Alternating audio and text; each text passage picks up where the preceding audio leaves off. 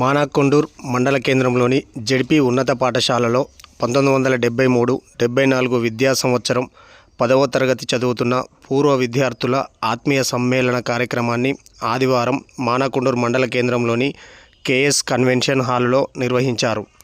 పాఠశాలలో చదివి వివిధ ప్రాంతాలలో స్థిరపడిన వారంతా 50 ఏళ్ల తర్వాత ఒక్కచోట కలుసుకున్నారు.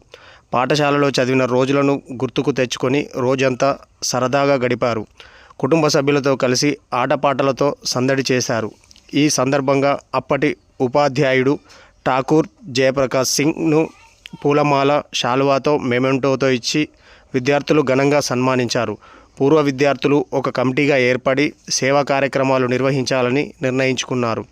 అందుకు కావలసిన సహాయ సహకారాలు అందించేందుకు తోడ్పడాలని తీర్మానించుకున్నారు. తాము చదువుకున్న పాఠశాల అభివృద్ధికి తమ వంతు సహాయం చేస్తామని తెలిపారు. కార్యక్రమానికి ముఖ్య అతిథులుగా ప్రముఖ కవి, రచయిత బుర్ర మధుసూదన్ రెడ్డి, చాణక్య పాఠశాల కరెస్పాండెంట్ ఆడెపు రవీందర్ హాజరైనారు.